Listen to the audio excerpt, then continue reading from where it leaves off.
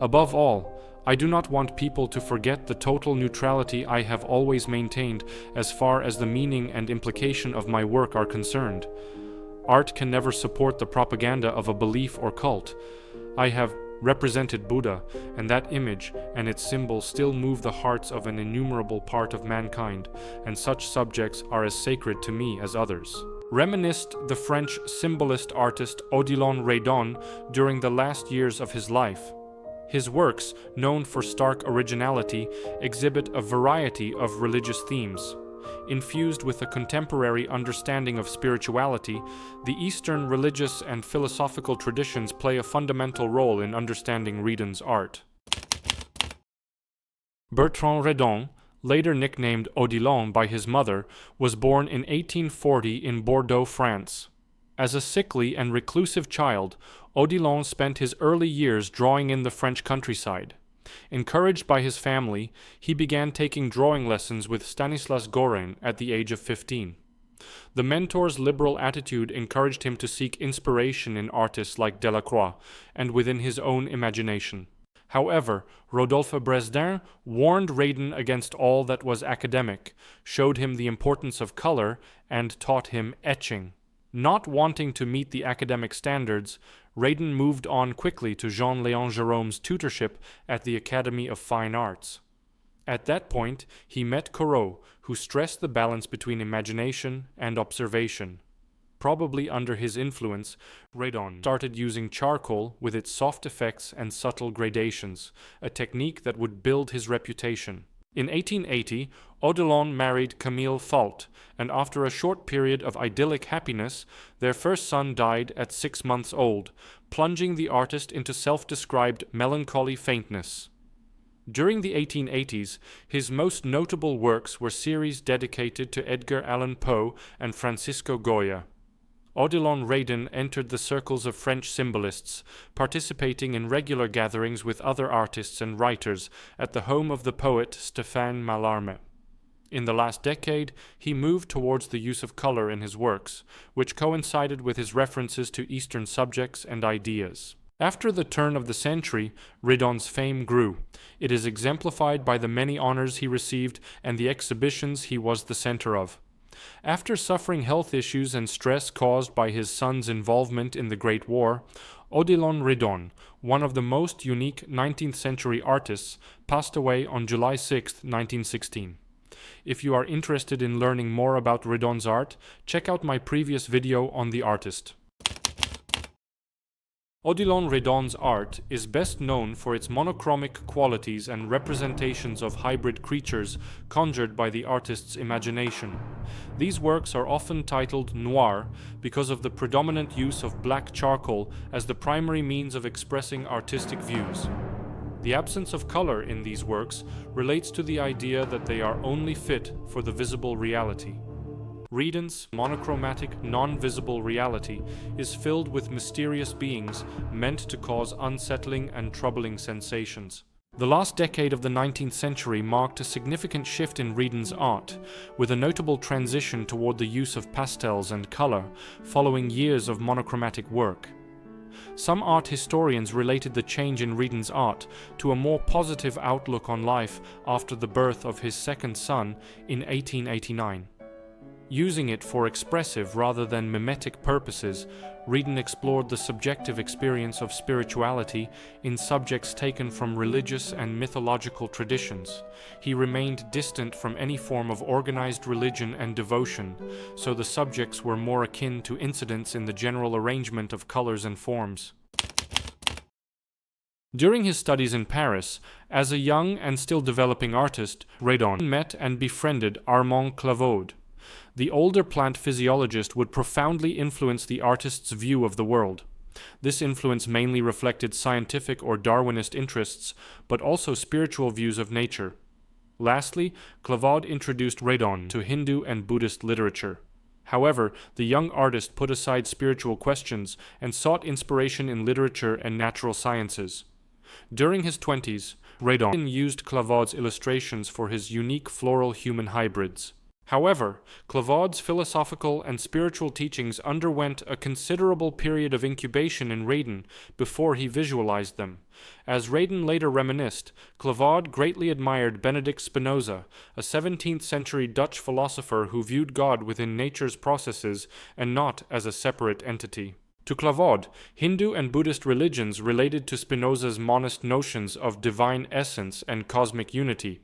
In Clavaud's case, the connection between the idea of kingdoms in the natural world, all responding to evolutionary mechanisms, and of a common cellular basis to all living organisms, may have convinced him of the relevance of philosophies emphasizing oneness. The orientation of Redon's art changed during the last decade of the 19th century. A definitive part of this shift was personal events. In this case, the suicide of Clavaud in 1890. The artist's immediate response to his mentor's death was the creation of a lithographic series, Dreams. The series emphasizes the pursuit of enlightenment in a mixture of Christianity, Eastern beliefs, and botany. In the print and beyond, the astral idol, the apotheosis, a priest or seer holds a bow without an arrow. The figure may be Rama, the prince warrior who was an incarnation of Vishnu, whose greatest adventures, including initiation into the attachment of perfect romantic love, began when he was able to pick up the divine bow Shiva Dhanush. The circular from which he glides may refer to the golden embryo, the principle of life, and the origin of cosmic light. In many ways, Redon continued to explore the physical side of the natural world after the turn of the century. The earlier concerns are brought into a broader framework that now validates the experience of the religious. He played the material off against the spiritual, as in Flowers of 1903, or fully integrated them as in the pantheistic Buddha in his youth, a work that ironically brought him closer to the full spirit of Clavaud's teachings than anything he had done while his mentor was still a living presence in his life. In 1889, Redon was contacted by one of Clavaud's protégés, poet Francis Jammes, with whom he made a strong bond. The two men frequently exchanged letters, poems, and lithographs before meeting in person. The letters frequently note the relationship between the three men. As an amateur botanist and a frequent visitor to Clavaud's botany lectures, Jammes set most of his later works in parks and gardens, with botanical references. Flowers and plants triggered his specific recollections. The poet even described his memory as vegetal. Probably as a reference to Redon's The Day series, Jammes published a series of poems, Un jour, and sent it to the artist. In 1900, the two artists finally met at Arthur Fontaine's salon. During this period, floral imagery started to dominate Redon's work, both in the forms of naturalistic still lifes and in fantastic references to spiritual enlightenment. The conversations between the two intellectuals pushed Redon to go back to the drawings he had done in Bordeaux in his youth. The elements shown in the drawings are now reworked within a new framework. In Buddha in his youth, a tree based on the studies from the 1860s is fused with Eastern references. Here, a Buddha surrounded by fantastic flowers seems to have vaporized into his botanical backdrop. Another influx of Eastern influences came with Redon's friendships in occult circles forged in the 1890s. Redon personally knew Édouard Schirn, the author of The Great Initiates, the most influential text on syncretic beliefs in 19th century France. For Schirn, great religious leaders and philosophers, including Christ, Rama, and Buddha, were initiates who had perceived universal truths. Schirn mentioned Buddha in the preface to The Great Initiates and dedicated articles to him. This brand of theosophy was of interest to a number of younger artists. Redon created a pastel of Christ using charcoal, drawing from 1892 as a basis, then virtually redid the same image in 1906, adding a lotus and entitling it Buddha. Theosophist syncretism of religious programs and his embrace of Darwin led Redon to rethink botany. Clavaud's study of marsh plants, which presented base origins, was now understood as an initial step on the path toward enlightenment. Flowers and other botanical references suggest the potential for a final blooming of the highest order in spiritual insight. The Eastern symbolism behind the lotus flower represents Redon's affinity for a new artistic path he explored following the day. The lotus flower has a long stem reaching down into the sediment of a murky body of water. In the Buddhist worldview, the original lotus appears as an ugly bud that emerges from a swamp, but at the center of the spectacular blooming flower emerges a tiny golden statue of the Buddha himself. In the 1890s, Redon frequented Librairie de l'Art Indépendant, an occult bookshop owned by the theosophist Edmond Bailly. Bailly promoted Indian cosmologies and edited the journal Le Lotus Bleu, which contained many articles on Buddhism and Hinduism. Other contributors to the journal helped popularize Eastern doctrines in Europe. The fantastic colored flowers that fly around the head of sitters in portraits, which Redon began to create after 1900, may have been inspired by the colorful thought forms. Annie Besant and Charles Leadbeater, contributors to Lotus Bleu, developed theories of color auras emanating from the body that clairvoyants could perceive.